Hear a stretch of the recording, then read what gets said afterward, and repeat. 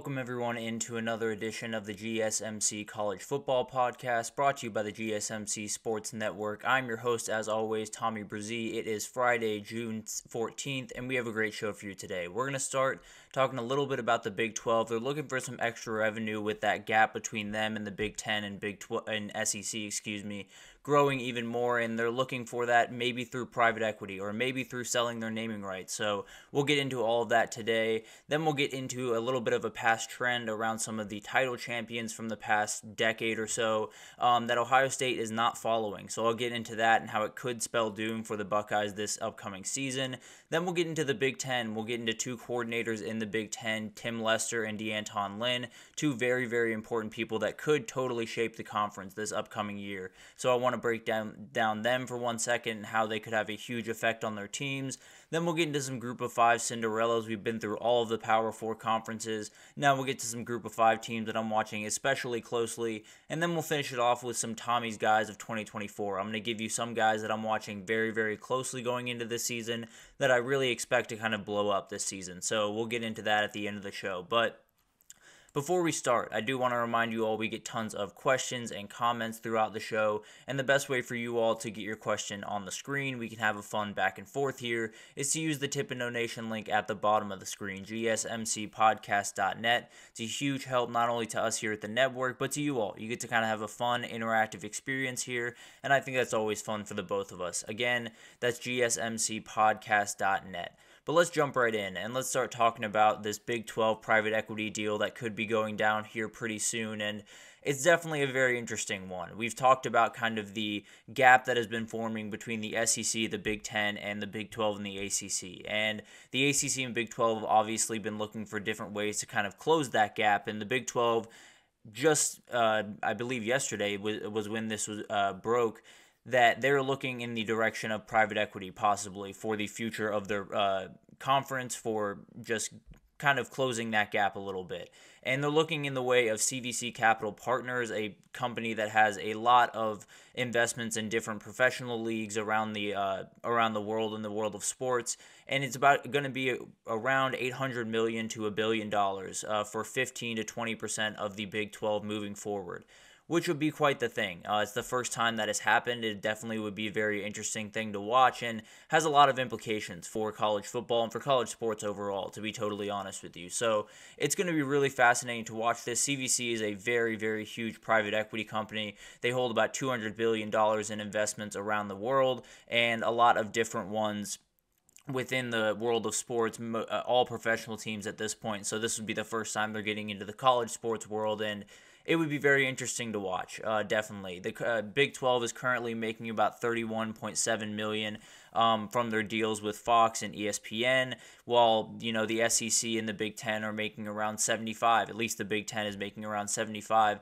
this upcoming year. So that gap is huge. There's no two ways about that, and you do have to close it somehow. But this is a really sketchy way to close it. I'll be totally honest with you. It's one of those things that I've been a little bit worried about as we've gotten kind of further down this road. The money part of it is going to be a huge conversation, and it kind of has to be in some of these athletic departments around the country, but this is a very dangerous proposition, and I think that's why there are a lot of Big 12 presidents that weren't necessarily too excited about this idea. There have been reports that they're pushing back pretty heavily on this, and I think it makes sense. There's going to be some things that happen from this that could be a little bit dangerous. And, you never really know what these investment groups are, looking for when they get into different kind of worlds like college sports. But the reality is they like to turn a little bit of a profit. That's just the way that these companies work. That's what they're made to do. So I think there could come a reality where the Big 12 is, rolling merrily along for a couple of years, and this seems like a very good partnership, and then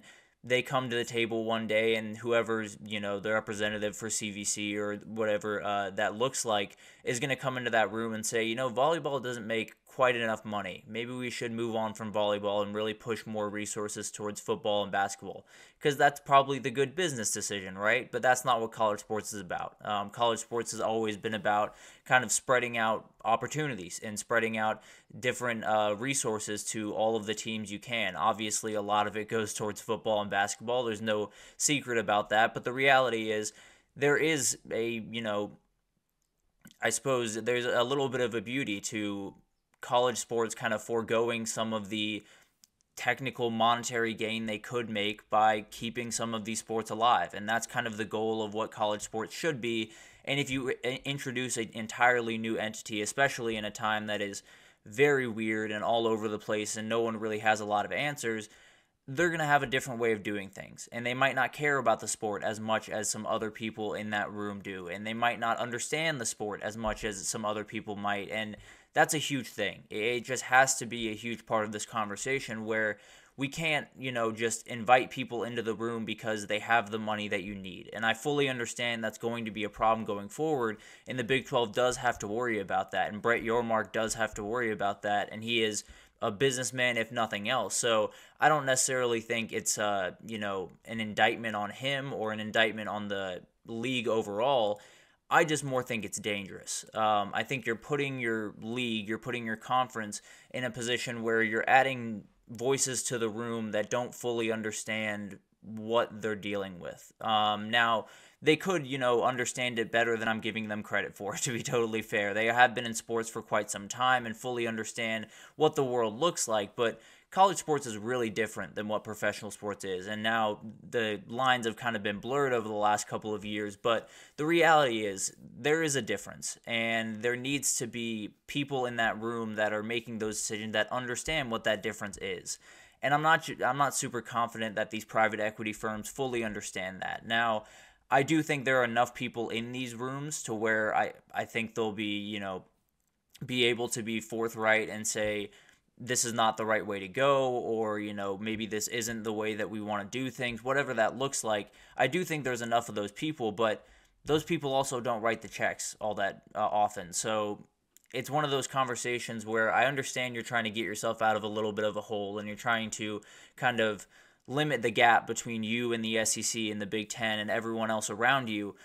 But the reality is you're doing it in a way that almost opens you up to way more negative impacts down the road, where, yeah, you're getting a big time cash infusion, and that is very, very helpful to what you're going to do in the next couple of years with all the bills that are going to be due in the next couple of years. But the reality is you still got to make that money back. You still have to make that money, and you're doing it by only getting 80% of what your conference brings in, because 20 is going to this company that just gave you a ton of money up front. And I promise you they would make their money back relatively quickly. The question is, would the Big 12 be able to make up the difference of what that 20% is?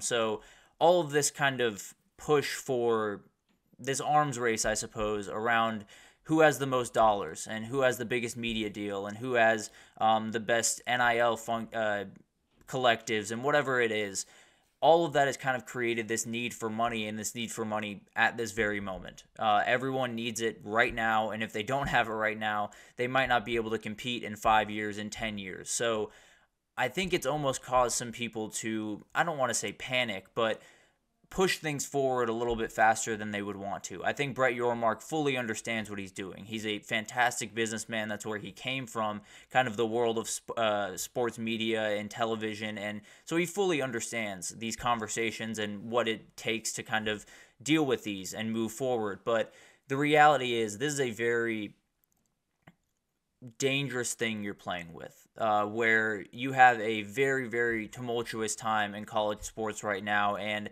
there's going to be some people that try to get in and try to make a quick buck or try to make some money off this crazy situation they have in front of them. But you have to make sure you're inviting the right people in the room. Not to say that CVC would not handle this, totally above board and be, a little bit more hands-off in the decision-making and that type of thing. I'm not necessarily saying they would be, totally in and messing everything up.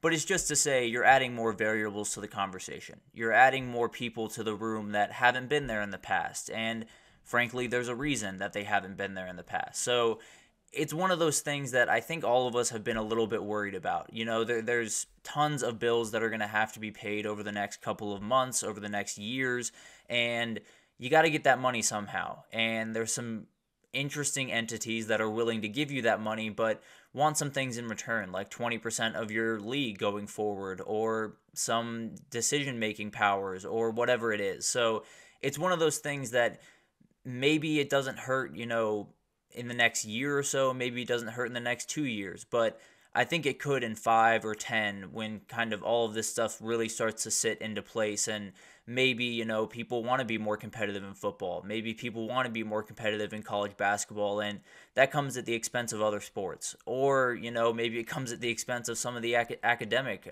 resources that they put forward. So it's not ideal. I don't think this is something that a lot of people, frankly, within the Big 12 are too excited about, if I'm being totally honest. But I'm definitely not. I think college sports for the last little bit has been in a very, very weird state, and we officially made that big leap to kind of get a revenue sharing agreement in place, and I think that was a great leap to take. But it added a lot of more questions, and with questions, with confusion comes an ability to make some money in that process. So I just think we have to be very careful about the people that we invite into the sport, the people that we let have any remote say in the sport, because it could not be great. There are other private equity firms that are looking into this. Redbird Capital is a huge one. I believe Weatherford Capital is the other one. Drew Weatherford was a former Florida State quarterback that has been kind of leading the charge in this. So it's probably not going anywhere, if I'm being totally honest. It's not necessarily my favorite thing in the world. I think it's a very dangerous proposition, but also I do think if you have the right people in that room, if you have people that, value education and value the other sports and value what college sports is all about, I think you're going to be okay. It's just adding more voices to that room, and especially voices that aren't in college sports. It's a dangerous game, and I don't necessarily love it, but I think that's kind of the reality we're living in. Florida State's really looking into it. The ACC, I'm sure, is looking into it. So I don't really know what to do about it, if I'm being totally honest. I hope it doesn't, really affect the future of college sports and what they are, but you never really know. So it'll be really, really interesting to watch all of this unfold. I think the Big 12 has gotten some pushback from some presidents and some ADs, so maybe they don't go through with this, but they need the money to keep up somehow. So it'll be really interesting to see how this goes down, and it'll be really fascinating to see if it does go down, how it kind of affects these this league and these athletic programs going forward. But we'll take our first break here, and when we come back, we're going to talk about Ohio State. We're going to talk about a trend that has happened with some championship teams in the past, and how Ohio State is not necessarily following that trend. So for a season that a lot have dubbed championship or bust for the Buckeyes, might just be bust, but we'll break that down right after this, so stick with us.